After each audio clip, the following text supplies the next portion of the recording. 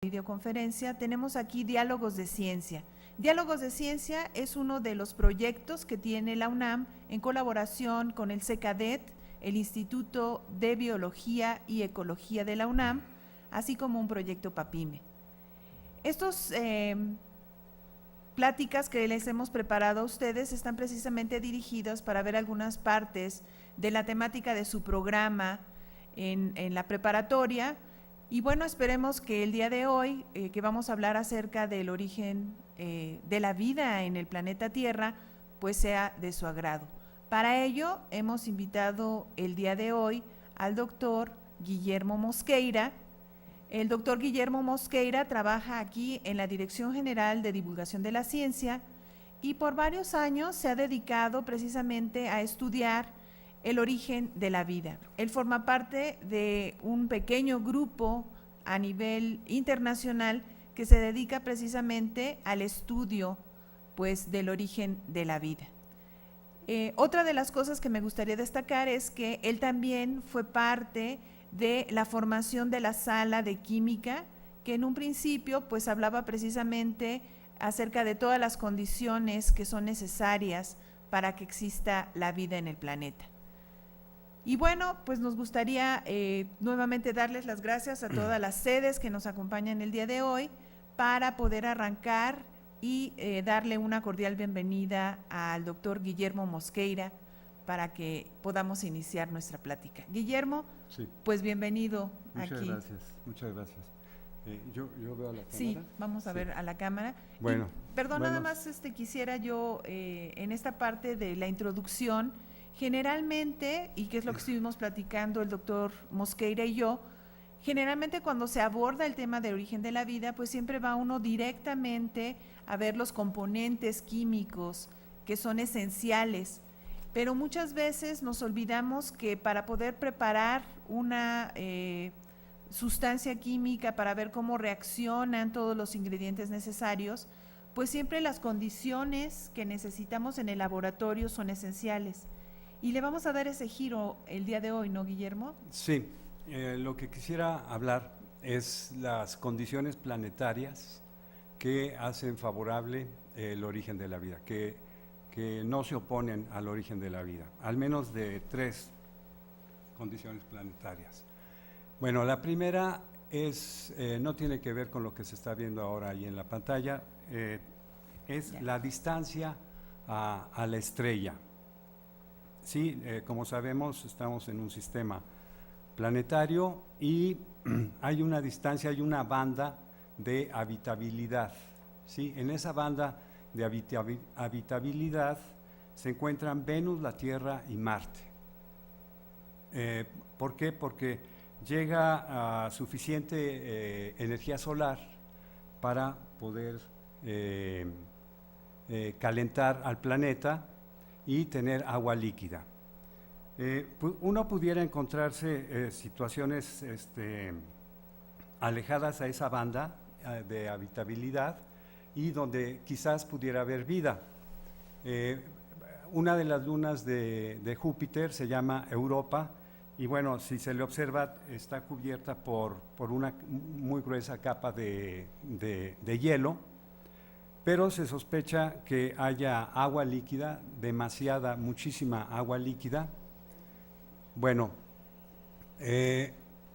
a ver, quiero hacer una pausa por un medio minuto porque está entrando un grupo y se va a hacer ruido. Entonces, por 30 segundos voy a continuar. Jóvenes, por favor, instálense rápido.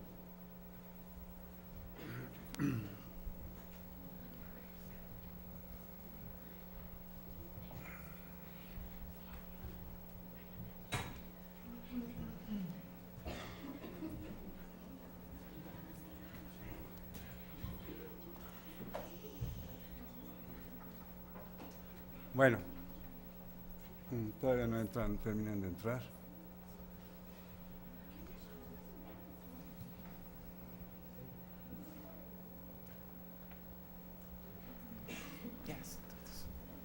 Bueno, parece que ya entraron. Bueno, entonces rápidamente estoy considerando las condiciones planetarias para que sea factible, posible el origen de la vida. La primera que estaba comentando es la distancia a la estrella, ¿sí? Tiene que estar a una distancia tal que le llegue suficiente energía solar para que el agua, si tenemos agua en ese planeta, esté en condiciones líquidas, ¿verdad? Porque la vida la conocemos, toda la vida que conocemos está en agua líquida, no sólida. Comentaba que fuera de esa banda, que incluye Venus, la Tierra y Marte, pudiera haber casos excepcionales que quizás pudiera haber vida. Por ejemplo, una de las lunas de Júpiter está bien retirado de esa banda de habitabilidad. Es una luna congelada por el exterior, pero en el interior se sabe que hay un océano enorme. Hay mucha más agua que todo el agua del planeta Tierra, mucha. Luego, hacia el centro de estos cuerpos no es tan frío, puede haber una temperatura, hay agua líquida. Entonces, es posible que en esas condiciones pudiera darse la vida microbiana, ¿no? Tendría que probarse. Apenas en lo que se está es tratar de probar que en Marte tiene vida al menos microbiana, ¿no? Porque el agua que se encuentra en Marte está congelada, pero sí hay agua al menos. Bueno, entonces esa es una condición, la distancia a la estrella, ¿verdad? Bien, ahora esa la pude comentar rápidamente, es fácil de entender, ¿no? La distancia a un foco, nos acercamos, nos alejamos, vamos a sentir el calor, ¿no? O sea, eso no. Bien, la siguiente tiene que ver con, vamos a suponer que estamos, bueno, no necesariamente en la banda. Como ustedes saben, los planetas giran, ¿verdad? Tienen un giro. ¿Alguien puede levantar la mano? Se ha preguntado de dónde proviene el giro. Aquí tengo tres ejemplos, tres planetas. La Tierra, como ustedes saben, tiene este pequeño ángulo de giro. Urano tiene más de 90 grados inclinado su eje de rotación, o sea, está rotando, si se dan cuenta. Bueno, se llama la eclíptica, el plano que forman más o menos los planetas, ¿sí? En astronomía se llama eso eclíptica. Y sobre esa eclíptica están están los planetas, sobre esa eclíptica. O sea, no está un planeta aquí, están sobre un plano y otro aquí, están más o menos sobre un plano. Entonces, sobre ese plano que está girando en torno al Sol, está girando así, está casi rodando. Sí se entiende, está rodando. En el caso de Venus, el giro es todavía mayor, ¿no? Cerca de la media vuelta completa, a tal punto que, vean ustedes, el giro es de izquierda a derecha aquí, y si le dan un giro completo, el giro ya va a ser contra, ¿verdad? Ustedes llegando a su casa pueden convencerse de que un cuerpo que está girando así, si le dan toda la vuelta así, lo vamos a ver girando en sentido contrario. Bueno, entonces tenemos varios giros que, pregunto de nuevo, ¿alguien se ha preguntado alguna vez por qué giran los planetas? ¿Quién comenzó a girar un planeta? Bueno, la ciencia pues ve lo que tiene al alcance, los científicos ven lo que pueden observar y han podido ver eso, ¿no? Sin haber observado eso, pues no pudieran preguntarse cosas. Lo primero que se preguntan es, bueno, el origen del giro, ¿por qué las cosas son así irregulares? Otro, bueno, quiero que presten atención a esto es otro conocimiento actual. Tenemos a la Tierra y está como que muy bien hechecita en capas, ¿sí? Y bueno, también eso como que tiene una construcción, como que tiene una forma, es decir, yo esperaría hacer un corte de la Tierra y tener eso como un mosaico, una mezcla y todo el tiempo una mezcla, ¿no? Sin embargo, está en capas, como que está muy bien hecha. Entonces, esa es otra observación que hace el científico. Y bueno, la ciencia es un avance multidisciplinario de estudios planetarios, cosmografía, astronomía, astrofísica.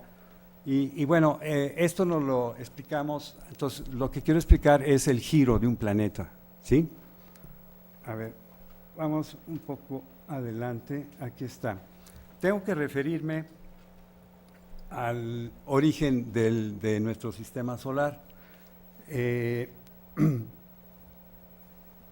Bueno, la fuerza de gravedad es la fuerza que va a dominar la construcción, digamos, de nuestro sistema planetario, ¿no? Hay materia, hay polvo, gases y polvo que se van a comenzar a nuclear porque la materia atrae a la materia, ¿no? Por eso la ecuación que propuso Newton es, recuerdan ustedes, es fuerza igual a una constante multiplicado por m1 por m2 entre r, la distancia, al cuadrado, la distancia que separa el centro de esas masas.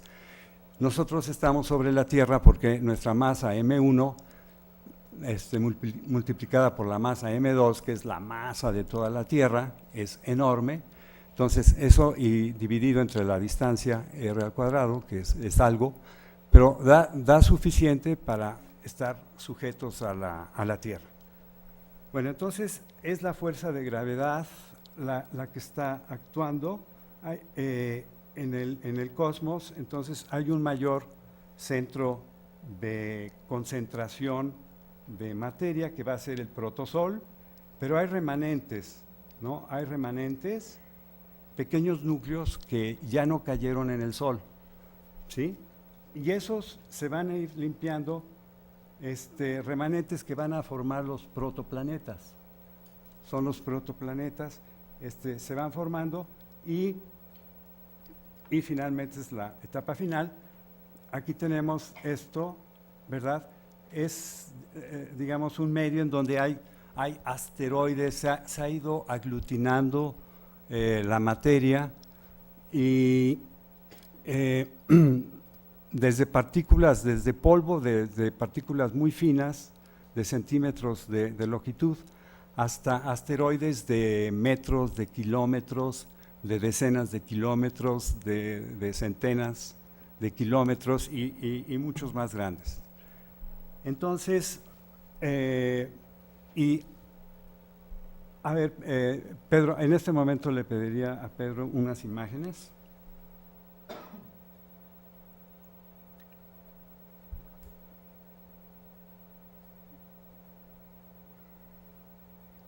Ahí está. Bueno, la Tierra primitiva, a ver, vamos hacia adelante y hacia atrás, por favor, Pedro.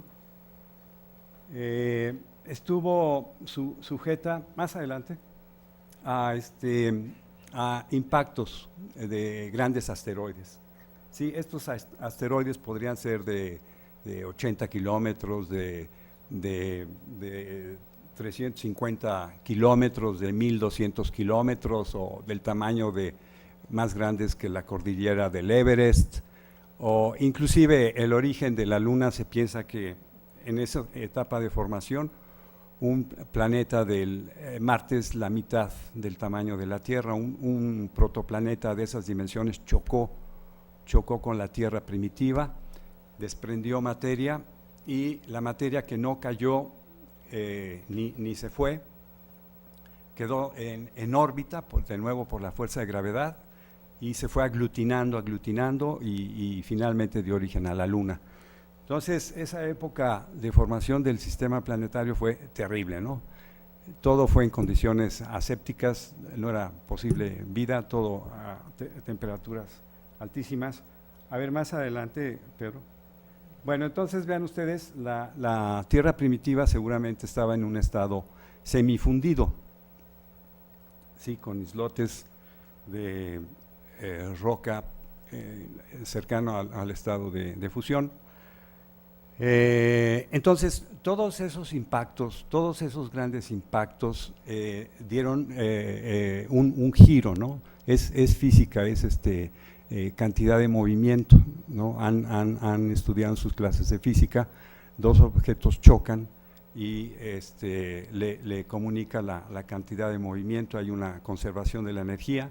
Entonces, todo eso al protoplaneta que iba creciendo en masa, iba creciendo, le indujeron un giro, ¿verdad?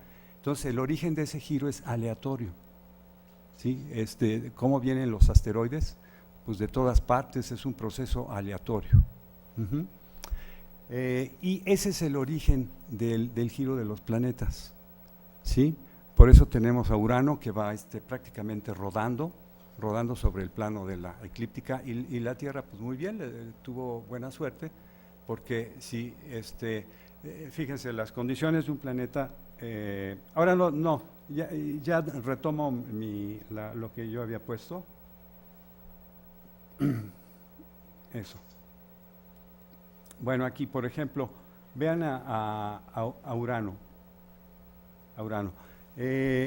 Si el Sol está en ese plano, supongan que el Sol está por allá, a este planeta solamente es irradiado, permanentemente le llega Sol por acá, ¿sí? Y permanentemente de este lado es noche, siempre, año tras año, siglo tras siglo, centuria tras centuria. Qué impresionante, ¿sí? Entonces, la vida en un lugar así, bueno, Urano está demasiado lejos, está demasiado frío.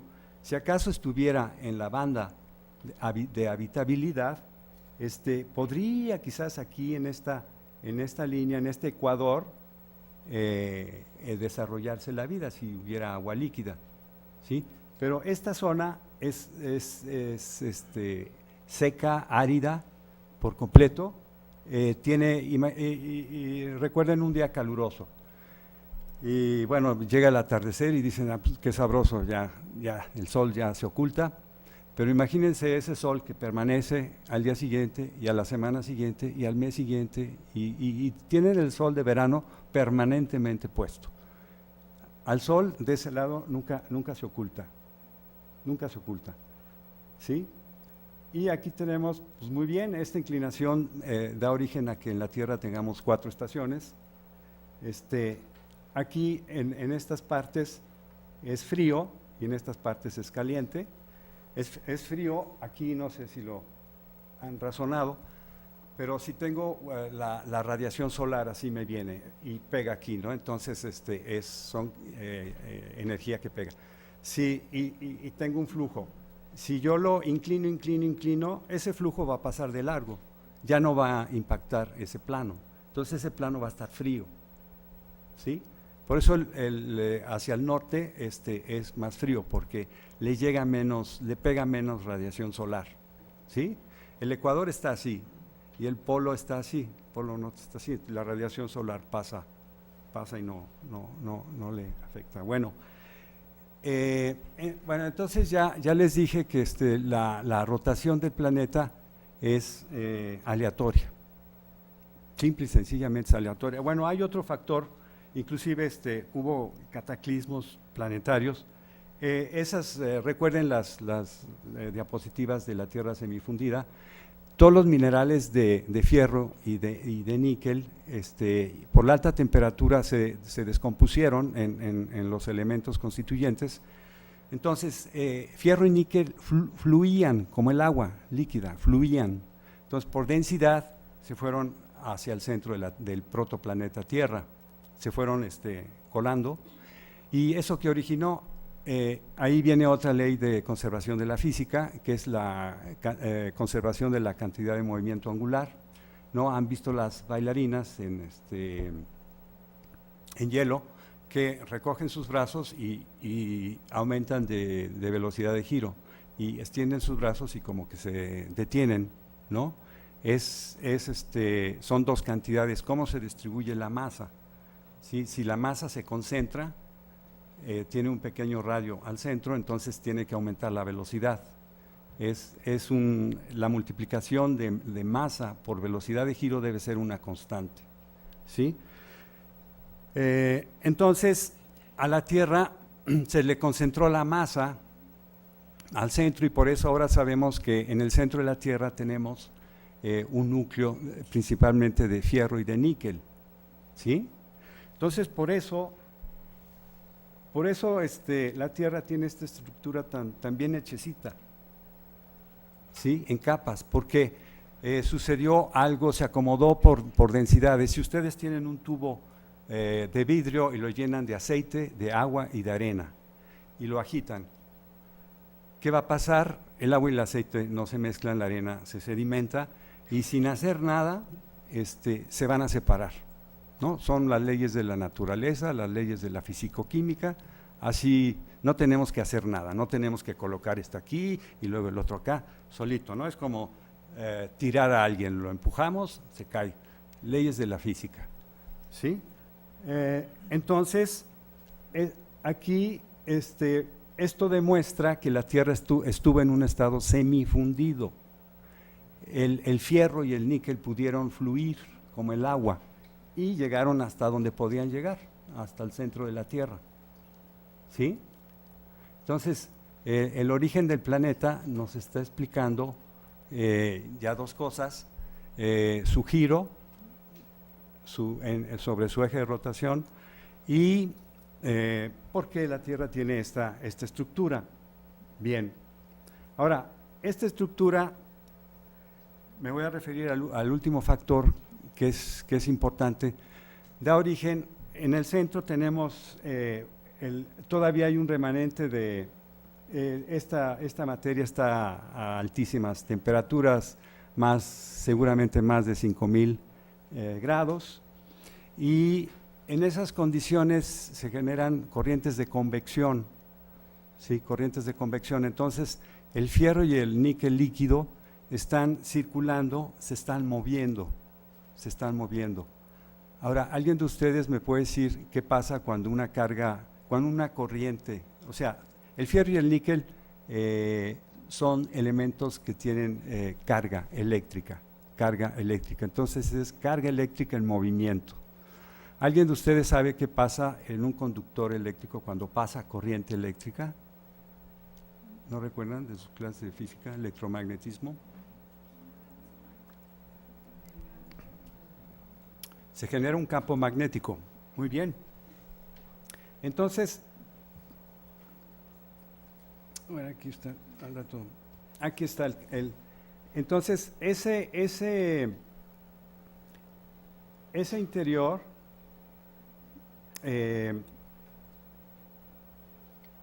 ese núcleo a alta temperatura de fierro y níquel está generando un gigantesco campo magnético, ¿no? Ahora que salgan en la planta baja, en la sala de estructura de la materia, tienen un equipamiento con muchísimas brújulas, y entonces ese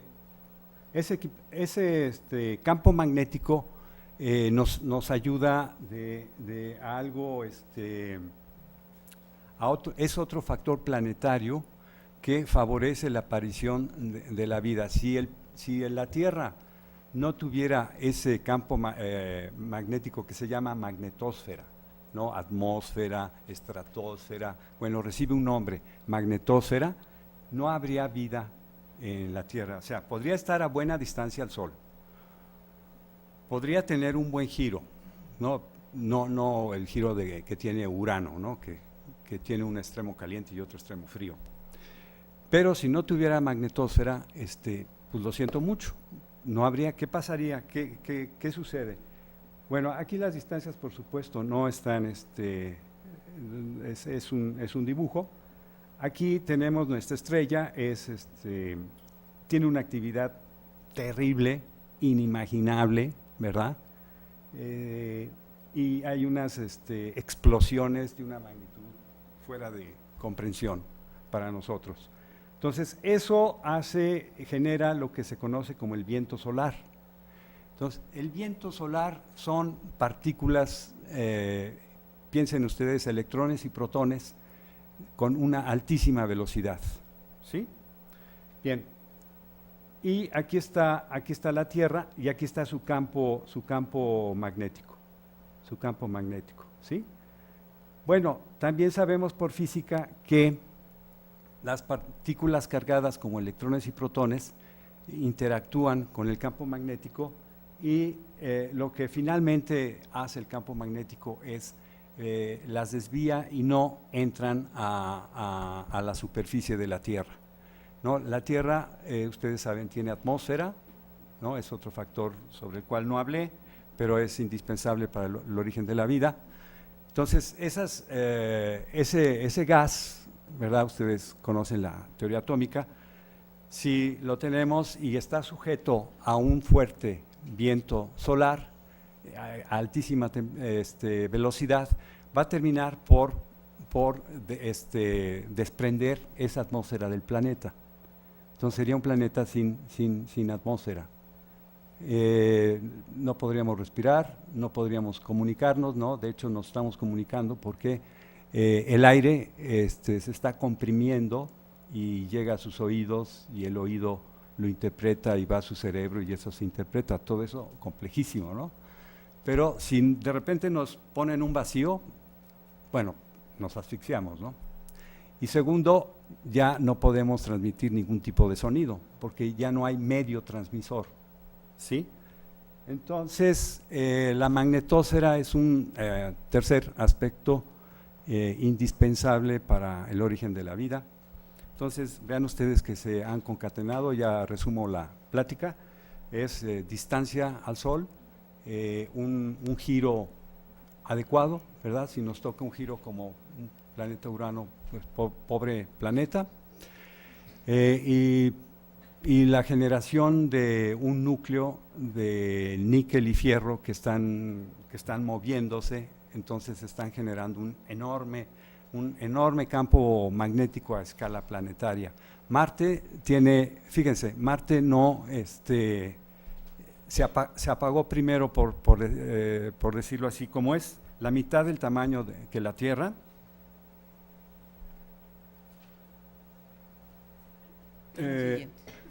Es esta. Sí, aquí está la Tierra, por supuesto. Okay, bueno, es la mitad. Entonces,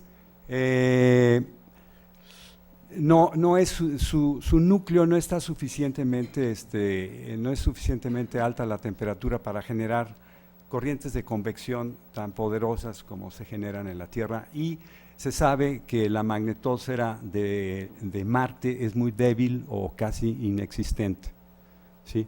Entonces, eso contribuye a que la atmósfera de Marte sea muy tenue, muy tenue. Bueno, jóvenes, pues voy por terminada mi plática y supongo que pasamos a las preguntas. Correcto. Entonces vamos a la ronda de preguntas. No sé si quieras agregar algo, Alejandra. No, nada más precisamente enfatizar esta parte, ¿no? En el origen de la vida, el laboratorio, que son precisamente todos nuestros planetas, jugaron un papel fundamental, y también, como venía explicando Guillermo, muchos de estos planetas son los que están cercanos al Sol y tienen condiciones parecidas, pero como bien nos decías anteriormente, pues existen planetas que están más alejados del Sol, en donde no tienen una constitución sólida, sino que son simplemente gases, y pues difícilmente podría haber un sustrato en el que la vida se pudiera originar de la forma en que nosotros conocemos en el planeta Tierra. Sí, digamos, este comentario de Alejandra abre rápidamente otro aspecto que nada más me refiero a él un minuto, medio minuto, el aspecto químico.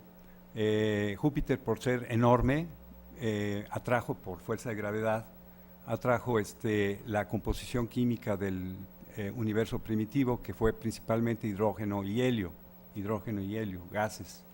Entonces, en esas condiciones, el helio químicamente no contribuye en nada, saben ustedes, un gas noble, un gas que no se combina o difícilmente se combina. Y el hidrógeno químicamente es reductor. Entonces, en esa atmósfera no hay en la química de la Tierra podemos ver desde el extremo reductor hasta el extremo oxidante. Entonces tenemos un espectro amplísimo y una riqueza amplísima de reacciones químicas posibles, ¿sí? Y en Júpiter están nada más en el extremo reductor. Entonces tienen una química muy, muy reducida, ¿sí? Entonces ese es otro factor que me hace pensar que sería una sorpresa que las posibilidades de vida son mínimas, ¿no? En esas condiciones. Bueno, más preguntas. Vamos entonces a la ronda de preguntas. Tenemos en pantalla a los jóvenes de Prepa 4. Si pudiéramos abrir la toma para que vieran los jóvenes de Prepa 4. Hola, los saludamos y queremos verificar si hay preguntas o comentarios en Prepa 4. Buenos días, mi nombre es Carla Santaolalla y tengo una pregunta. ¿Usted cree que sea posible que algún día se pueda traer agua de Marte a la Tierra? Agua de Marte. Pues no, definitivamente no lo creo porque las enormes cantidades, cómo lo transportas, si transportar seres humanos sería difícil. Y se tienen otros planes para Marte, se habla de la terraformación, es decir, a Marte hacerlo habitable, hacerlo semejante a la Tierra. Sería un proceso que duraría, para hacerlo, 2 siglos, 200 años, más o menos. Y el primer paso sería calentarlo, sería enviar gases con efecto invernadero, justamente el problema que tiene actualmente la humanidad, pero hay gases de síntesis química que tienen un efecto invernadero más notable y calentar el planeta para que el agua sólida, el hielo, se funda y se constituyan los ríos, lagos, lo que pudiera haber de agua en el planeta. Y luego meter microorganismos, extremófilos, en fin, organismos, microbios terrestres para implantarlos en Marte, para que vayan constituyendo sistemas ecológicos, se vaya haciendo habitable, pinos y plantas que se sabe que son muy resistentes en la Tierra. Entonces el planeta ya con una temperatura un poco mayor, con agua líquida, quizás ir introduciendo la agricultura y posiblemente, yo más bien creo que el sentido no es el agua de Marte hacia la Tierra, sino humanos de la Tierra hacia Marte. Entonces por eso no creo que se vacíe Marte de agua. Sí, sería muy costoso traer Sí. materiales de Marte para acá. ¿Alguna otra pregunta o comentario en Prepa 4? Sí, mi nombre es Angélica y yo quiero preguntar cómo fue posible que se supo que el níquel y el fierro estaban en el interior de la Tierra si las temperaturas son muy elevadas allá adentro. O sea, ¿cómo se pudo llegar para saber que era níquel y fierro lo que estaba adentro? Helio y... Níquel y hierro. ¿Cómo níquel, se determina que hay níquel y hierro en el centro de la Sí, Tierra? sí, ok. Bueno, hay una recirculación del material. Sí, ahora sabemos la tectónica de placas, ¿no? La deriva, lo que se conoce como la deriva continental, que es muy relevante para la humanidad y en particular para nosotros o los países que viven en franjas en donde esas placas tectónicas se tocan y no solo se tocan, no sabemos que una se hunde y la otra queda arriba y que los temblores, los terremotos se originan por esos desajustes. Una vez escuchaba a una especialista en este tema y nos decía que las placas tectónicas se mueven a la velocidad con que nos crecen las uñas. a esa velocidad se van moviendo, ¿no? Y bueno, supongo que sí están enterados de que la Tierra está formada por placas tectónicas, que hay movimientos de subducción, que esos movimientos crean tensión, pero la fuerza avanza y de repente ¡pum!, hay un deslice, y esa vibración que genera ese enorme deslice se transmite, y son los temblores que resentimos. Y si el deslice es terrible, tremendo, pues resentimos un temblor pavoroso, como en 1985, que a ustedes se los cuentan, ¿verdad? Pero hay películas de lo que sucedió en la Ciudad de México. Entonces, por lo que salen los volcanes son salidas, son salidas, entonces nos están dando indicios de lo que hay en el centro de la Tierra, ¿sí? Ese es el origen, porque perforar, pues los pozos petroleros, pues no llegan más que a algunos kilómetros, y eso no es nada en comparación a las enormes distancias que se tendría que perforar. Es más bien por deducción de lo que los volcanes pueden exhalar. Correcto, gracias Prepa 4. ¿Alguna última pregunta en esta primera ronda? Sí. Adelante. ¿Cómo es que en la Luna no hay vida? Bueno, no existe la vida si tiene, o sea, está casi a la misma distancia que la Tierra, tiene un buen campo magnético en el cual por sí mismo jala la Tierra, giro de rotaciones muy parecido como el de la Tierra, y además existe el agua. Entonces quisiera saber cómo es que ahí no hay vida y en la Tierra sí. Sí, bien, en la Luna es mucho más pequeña, por supuesto. La fuerza de gravedad no es suficiente para retener gases, atmósfera. Entonces, esto del efecto invernadero, que actualmente tenemos la espada de Damocles sobre el cuello, para un planeta y sin el hombre es muy conveniente, porque esos gases de efecto invernadero, como el CO2, calientan al planeta, lo calientan. Entonces, la Luna sin atmósfera, sin gases de efecto invernadero, finalmente es muy fría. El efecto del campo magnético no alcanza a la Luna, o sea, el campo magnético de la Tierra no protege a la Luna. Pero el factor principal es que no tiene masa suficiente para que, por fuerza de gravedad, F igual a constante M1, M2 entre R al cuadrado, la fuerza que se genera no es suficiente para retener atmósfera. Entonces, se sabe que hay agua en cuevas en la Luna, pero está congelada. No sé si es suficiente la respuesta. Gracias, Prepa 4. En un momento regresamos con ustedes. Voy a pasar a CCH Naucalpan. Quiero verificar si en CCH Naucalpan hay alguna pregunta o comentario. Buenos días, sí tenemos preguntas. Adelante. Gracias.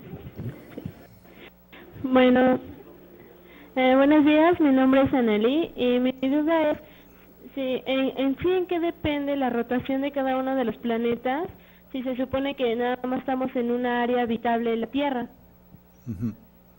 Sí, bueno, es la rotación de los planetas, acuérdate, es el resultado final de impactos.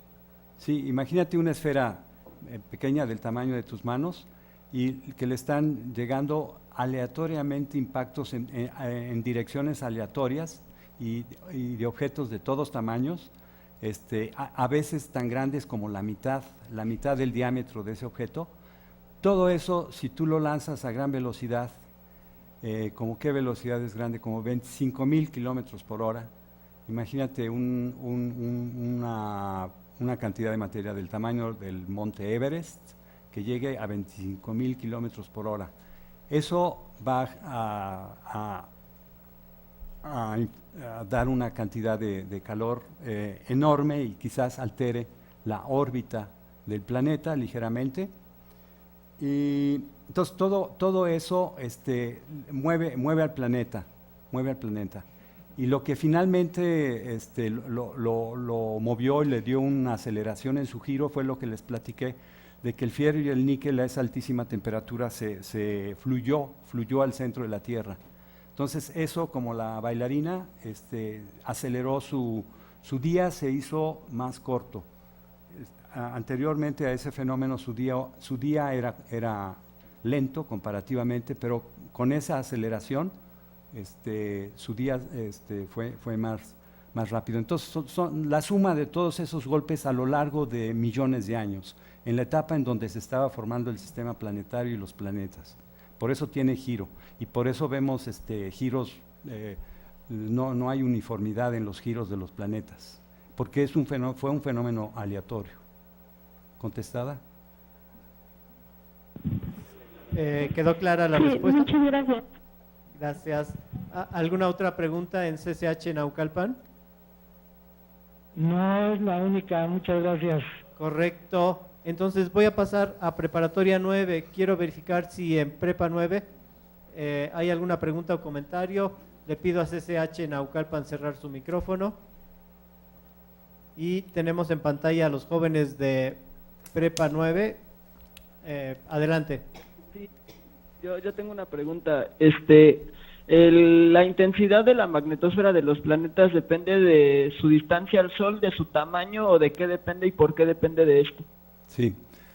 Bueno, depende que tenga un núcleo de metálico, porque fíjense, pudiera funcionar igualmente los metales alcalinos, sodio, potasio, rubidio son metales. La tabla periódica, si recuerdan, de un extremo tienen los metales, del otro extremo los no metales, y entre ellos, en forma diagonal, los metaloides. Entonces, un núcleo con metal, cualquier tipo de metal lo haría bien, pero tiene que estar en movimiento, tiene que estar a alta temperatura, que esa alta temperatura genera corrientes de convección. No sé si en la cocina si han calentado agua clara, y hay alguna partícula de color pequeñita que puedan seguir, quizás han tenido la curiosidad de ver que se mueve en celdillas, tiene un movimiento. Está moviéndose porque está dentro de una corriente de convección, se forman celdillas, ¿verdad? Entonces, si estuviera quieto, ese material no serviría y no habría magnetosfera. La distancia al Sol no influye. Entonces, Júpiter, por ejemplo, se sabe que es puro gas, ahí ni siquiera se puede aterrizar. Suponiendo que uno quisiera aterrizar, hay presiones gigantes, aplastarían a la nave, pero suponiendo que quisiéramos llegar y que nuestra nave resistiera, ni siquiera hay piso, es gas, todo es gas. Solo hasta el núcleo, miles de kilómetros al fondo, con atmósferas del orden de miles de veces la atmósfera sobre la Tierra, hay un núcleo rocoso. Entonces ahí pues no podemos esperar que haya esas cosas. Entonces no depende de la distancia al Sol, depende de que haya un núcleo metálico en movimiento fundido. ¿Quedó contestada? ¿Quedó claro la respuesta? Sí, correcto. ¿Alguna otra pregunta o comentario? Sí, desde una pregunta. ¿Cómo es que la radioastronomía ayuda para medir la edad del universo? ¿La astronomía? La radioastronomía. La radio. Bueno, sí, es otro regalo de la naturaleza, digamos, los radionúclidos, la radioactividad. Ustedes saben que hay elementos radiactivos, ¿sí lo saben? Sí lo saben. Bueno, y está distribuido en toda la tabla periódica, Y la radiactividad es un fenómeno que se caracteriza matemáticamente por la vida media. La vida media es el tiempo que tarda en reducirse a la mitad la masa original de material radiactivo. Trátese de 1 tonelada o de 1 miligramo, la vida media va a ser la misma, ¿sí? Entonces eso significa que, y cada material radiactivo tiene una edad media característica. Algunas son de segundos, de minutos, de días, de centurias, de milenios, pero hay radioisótopos del plomo y del uranio que su vida media es del orden de 4.500 o 3.500 millones de años. Y la edad de nuestro sistema solar justamente está en ese intervalo de 4.500 millones de años. Entonces, gracias a esos radionúclidos, es un golpe de suerte, es un regalo de la naturaleza, podemos saber edades tan lejanas, porque los efectos radiactivos van a desprender otro tipo de radionúclidos o de elementos químicos. Esos se pueden identificar, saber que provienen de la desintegración de estos radionúclidos longevos, con una vida comparable a la del sistema solar, y es así como se pueden hacer correlaciones y cálculos y mediciones químicas y matemáticas para concluir con la edad de la Tierra, ¿no? Los meteoros también. Pero gracias a eso, que hay radionúcleos con una edad media del orden de la edad del sistema solar. Gracias, Prepa 9. Hay que mencionar que Guillermo es químico, entonces entendió la pregunta desde el lado químico, Sí. la radioquímica. La radioquímica. Porque preguntaban sobre la radioastronomía, pero como buen químico… No, pero preguntó no sobre la edad. Sí, sobre la edad. Sí. Pero bueno, quiero verificar si en Prepa 9 hay algún pregunta final en esta ronda.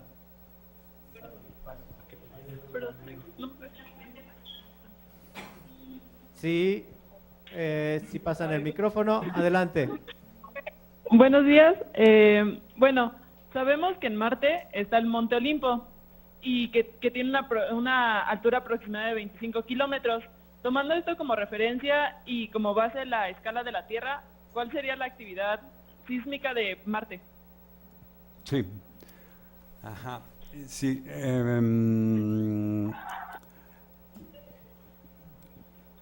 Bueno,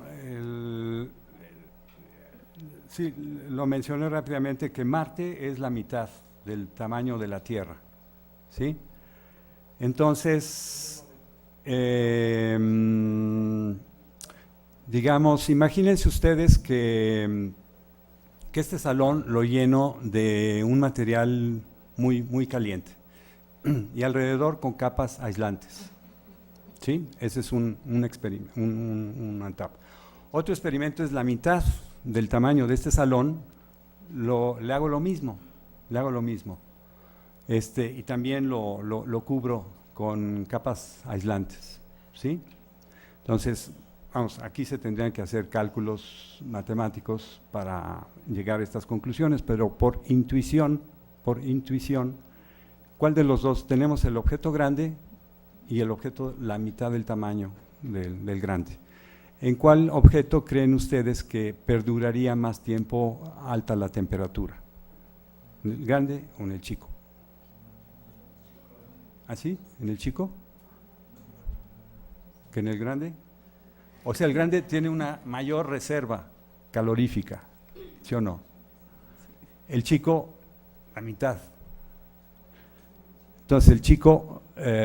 pues más pronto se va a enfriar.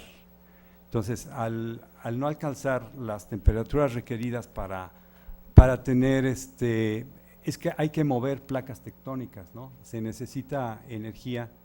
Entonces, es como tener una olla express más chica.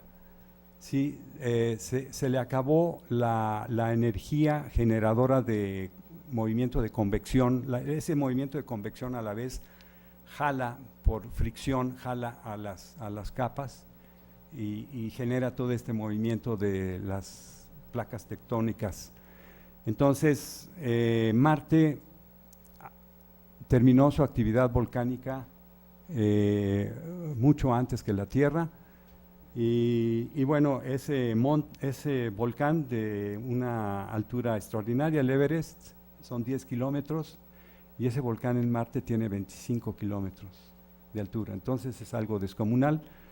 No lo sé, no tengo esa especialidad, pero yo supondría que ahí se descargó en tiempos muy tempranos una enorme actividad, como que tuvo casi una única salida en esa zona, y se descargó una enorme actividad volcánica que hizo que ese monte tuviera esa altura, ¿no? Pero lo que sí es seguro es que Marte terminó su actividad volcánica.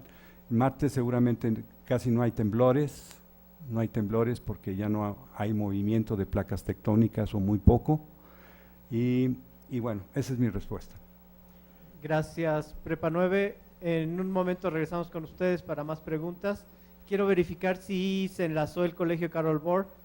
Quiero verificar si está enlazado y si hay alguna pregunta en Colegio Carol Bohr. Sí, gracias. Sí, gracias. Tenemos dos preguntas. La primera es, ¿hay laboratorios en México que hayan recreado las condiciones de esta tierra primitiva y que estudien estas condiciones? Sí, la pregunta, en México, pregunta sí, en el Instituto de Ciencias Nucleares hay varios laboratorios que intentan reproducir las condiciones de la tierra primitiva, ¿no? En los artículos científicos se dice usualmente en condiciones prebióticas. Entonces supone que son, uno de esos laboratorios hace estudios sobre en arcillas y moléculas orgánicas, y en otro laboratorio reproduce justamente la actividad volcánica y la síntesis química que podría darse en las fumarolas de esa actividad volcánica. Eso en México, y bueno, en el mundo sí, por supuesto hay varios laboratorios que, no muchos, les parece mentira, la comunidad que estudia origen de la vida no es muy grande, sus congresos son cada 3 años, usualmente hay congresos en una actividad científica estándar, son anuales. Estos son, y la comunidad es pequeña, ¿no? La cantidad de gente que veo en los congresos, no más de 200 personas. Esa es mi respuesta. Gracias, Colegio Carol Bohr. ¿Alguna otra pregunta?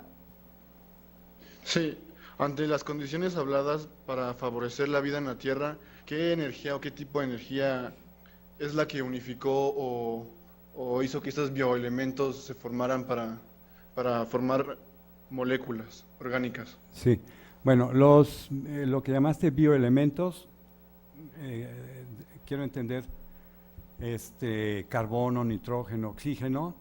Bueno, estos es una historia larga, ¿no? El universo químicamente al principio fue hidrógeno y helio, y no había más. La tabla periódica ocupaba 2 posiciones y no más. Se fueron haciendo más elementos químicos, eso podría dar a una conferencia en las estrellas. ¿Sí? Las estrellas, recuerden, esa historia se ha platicado algunas veces, tienen una vida, se les acaba el combustible y explotan o expulsan, y es ahí donde se generan elementos más pesados que el hidrógeno y el helio. Okay.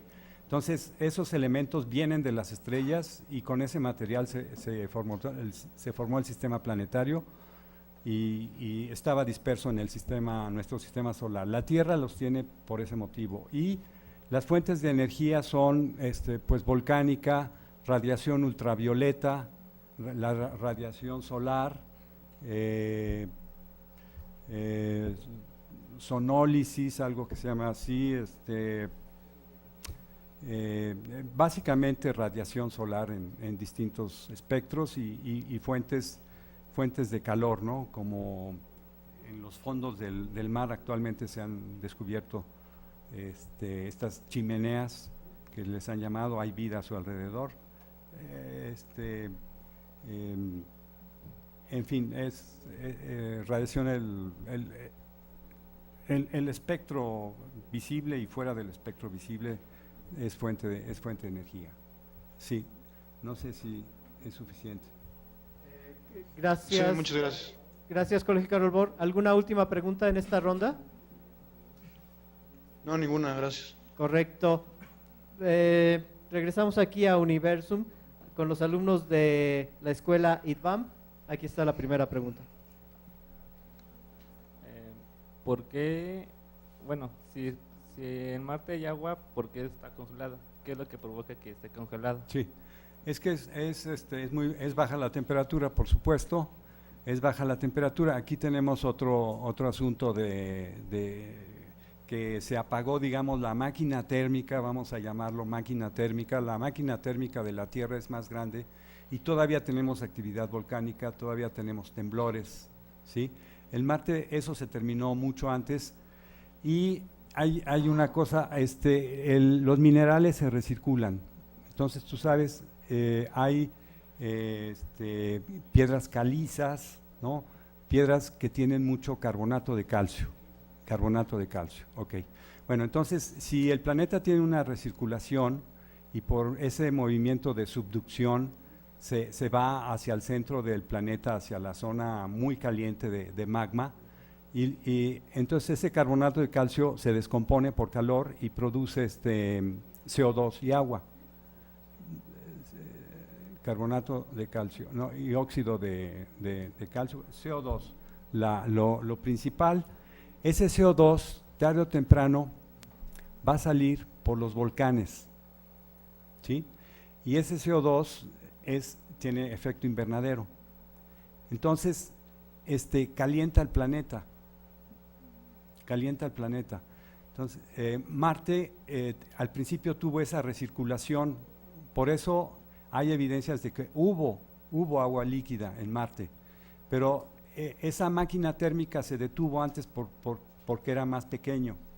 Entonces ya la actividad volcánica se detuvo, el carbonato de calcio ya no se descompuso en CO2, ¿sí? Lo que es terrible actualmente, el CO2 para nosotros, para un planeta es benéfico porque lo calienta, puede calentarlo del orden de 20-30 grados, simplemente por el efecto invernadero. Ajá. Entonces, ese es un motivo importante que se detuvo, ya no tuvo forma de recircular su CO2. Y luego el CO2 que permaneció, el viento solar se lo llevó, lo pateó. Bien, aquí atrás tenemos otra pregunta. Sí. Buenos días. Mi pregunta es necesario los materiales que tenemos en este planeta Tierra para la vida, como por decir el oxígeno y el agua? Sí. Bueno, pues la prueba misma somos nosotros, ¿no? La biosfera.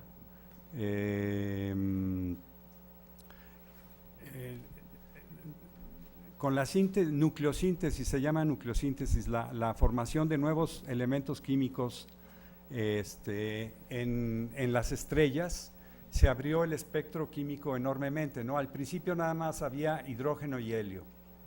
El universo original, ponte de pie para que no te estorben. El universo original era hidrógeno y helio, entonces la química de eso era restringidísima. Si tuvieras 1 metro y tomaras la 10ª parte de 1 milímetro, esa sería la química posible con hidrógeno y helio. Entonces, con todos los demás elementos químicos ya haces todo tu metro. Entonces, la riqueza química se hace gigantesca. Y bueno, sabemos que el carbono químicamente tiene propiedades excepcionales de combinación, forma miles y miles y miles de compuestos distintos y bueno, sabemos que oxígeno, nitrógeno, azufre, fósforo son indispensables para la vida. La prueba misma somos nosotros y bueno, al revés nos preguntamos si sería posible la vida sin esos elementos químicos. ¿Está contestado? ¿Sí? Ok. Gracias. Voy a una última ronda de preguntas en las diferentes sedes. Quiero verificar si Colegio Karol Bort tiene alguna última pregunta. Sí, hace un momento habló que la pregunta sería si la vida sería posible sin esos elementos químicos, y ¿podría profundizar un poco más acerca de esa pregunta, por favor? Sí. Tal vez vida con otra química. Vida con otra química. Bueno, se ha especulado que un medio líquido podría ser no el agua, sino otros, por ejemplo, hay hidrocarburos líquidos. En una de las lunas de Saturno, los lagos son de propano, cosas así, ¿no? Son hidrocarburos. Entonces hay un medio líquido y nada más que en ese medio líquido sería totalmente diferente al agua. ¿No está afectando esto la recepción? No. Entonces, el agua es polar. Un propano, un hidrocarburo, sería totalmente lo opuesto químicamente. Sería apolar, pero sería un medio líquido. Entonces, pues cabe la posibilidad de que se organizara algo. Bueno, me despido de los muchachos que aquí se van. Hasta luego. Adiós. Bye. Y se han escrito publicaciones sobre ese asunto. Se especula sobre ese asunto. Se especula, entonces digamos que está en la línea de la especulación. Sí se prevé que se requiere un medio líquido, sería totalmente diferente del que se ha pensado apolar, ¿no? Imagínense algo como aceite, no tan viscoso, pero aceite, y que ahí sea el medio para el cual se puedan realizar reacciones químicas, en fin, pero digamos que queda como especulación. De hecho, la NASA lo que busca en el universo es agua, no hidrocarburos. Está buscando agua líquida. Bien, gracias Colegio Karol Bort. Le pido cerrar su micrófono. Voy a verificar si en Prepa 4 hay alguna última pregunta o comentario. Sí, bueno, soy Ángeles. Maestro, acaba de decir usted que propano es líquido. Será porque, bueno, es un gas aquí en la Tierra. La otra es, mencionó también que el núcleo está formado por fierro-níquel. Nunca mencionó el cobalto, que no es importante. Y la otra es, ¿en qué planetas del sistema solar todavía tenemos estos sistemas de conversiones provocados por los fluidos del núcleo como la Tierra? Sí, fueron 3 preguntas, ¿verdad? Sí. A ver, nada más dígame una, por favor, repítame una, porque es que el sonido se distorsiona mucho y ¿me la puede repetir? La primera es que usted menciona que hay probabilidades del propano o del hidrocarburos en vez del agua para la vida. Mencionó que el propano era líquido en Júpiter. Sí. Y bueno, esa es mi duda. Sí, es que es lo siguiente. Bueno, no en Júpiter. En Titán, que es una de las lunas de Saturno. Saturno es el planeta que tiene muy marcados sus discos. Entonces ya hubo misiones de la NASA a esa luna y se ven panoramas como ríos, lagos, pero se sabe que no son de agua. Es un líquido porque, por supuesto, hay bajas temperaturas, ¿no? El agua líquida, según las condiciones de presión y temperatura, puede adoptar otras condiciones. El agua líquida puede llegar a ser sólido o puede llegar a ser vapor, gas, ¿no? Entonces, el propano o un gas que sea, o un hidrocarburo que sea gas en tierra, a bajas temperaturas y otras presiones puede darse como líquido. Sí, de eso no hay problema. ¿Otra pregunta? La segunda pregunta, por favor. La segunda. El núcleo de la Tierra mencionó que tiene hierro y zinc, pero no mencionó el cobalto. Ah. Quiero saber si también o no tiene tanta importancia. Bueno, principalmente, usted dijo zinc, es fierro y níquel, principalmente. Níquel, hierro, níquel y cobalto. Y cobalto. Bueno, la verdad que no profundicé. Yo lo que sé es que mayoritariamente es fierro y níquel y bueno, seguramente hay otros elementos químicos de ese tipo, tienen que ser de una alta densidad, puesto que se fueron hasta el fondo, pero lo que domina y lo que la mayoría, y hay más de fierro que de níquel, son esos dos elementos químicos. La verdad que no podría darle detalles si hay otros elementos químicos, pero van del orden del 1% o del 2%, ¿no? Lo que domina es fierro y níquel. ¿Otra pregunta? Y la tercera pregunta. Si estas condiciones del núcleo de la Tierra existen en otros planetas del sistema solar. Sí, pues sí, en Marte sí se han hecho mediciones y como decía, se ha visto que es muy débil, muy irregular, entonces esa magnetosfera nos permite salir sin protección aquí en la Tierra.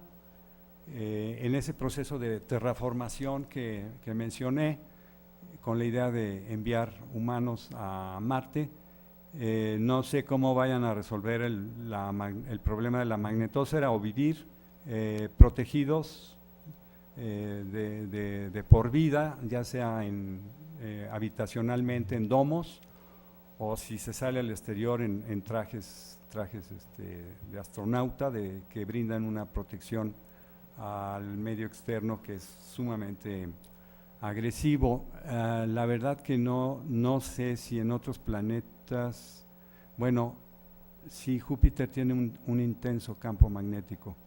Júpiter tiene un muy intenso campo magnético, pero mi respuesta le advierto, es muy pobre porque no tengo ese conocimiento a la mano.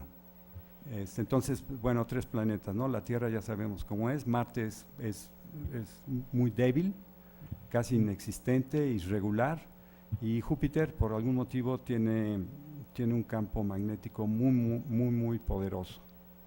Sí, es quizás debido porque hay hidrógeno líquido, capas de hidrógeno líquido en Júpiter en movimiento, y ahí tenemos entonces cargas eléctricas en movimiento que seguramente están produciendo ese campo magnético en Júpiter. Gracias, Prepa 4. Cerramos con Prepa 9, verificar si en Prepa 9 hay alguna última pregunta.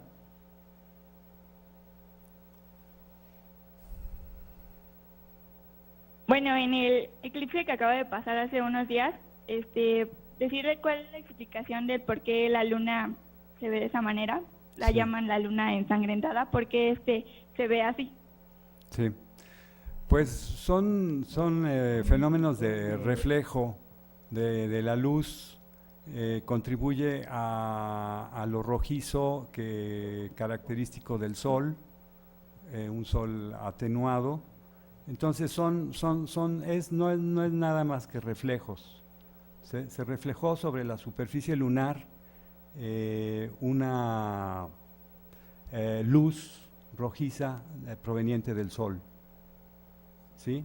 Es simplemente, vamos, todo es complejo y habría se puede profundizar sobre eso, pero yo pienso que básicamente fue eso, se reflejó sobre la luna la luz rojiza que provenía del Sol.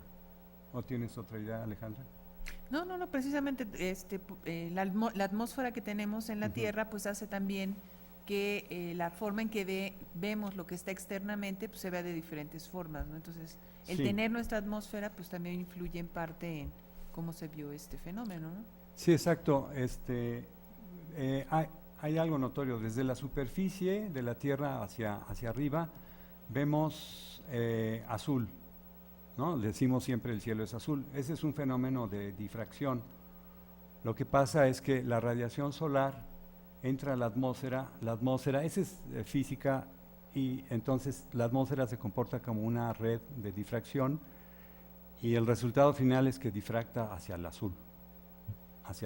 Por eso desde abajo vemos que la atmósfera es azul. Si se han fijado, desde arriba, cuando hay imágenes de las estaciones espaciales, ¿ven azul a la Tierra? No, el azul desaparece porque no estamos viendo ese fenómeno de difracción. La difracción se ve de la superficie de la Tierra hacia arriba, porque vienen rayos luminosos de fuera de la Tierra hacia la Tierra, ¿sí? Pero en las estaciones espaciales, la Tierra, si se han fijado, ¿no? El planeta Tierra se ve nítido, no se ve ninguna capa azul, se ven los mares, las nubes, los continentes, porque desde fuera de la Tierra, a 400 kilómetros de altura, no apreciamos el fenómeno de difracción. O sea, eso está en los libros de física de hace mucho tiempo, no es. Bueno. Gracias, Prepa 9. Ya llegamos al límite de nuestro tiempo. Solo les pido abrir sus micrófonos para cerrar la conferencia con un aplauso.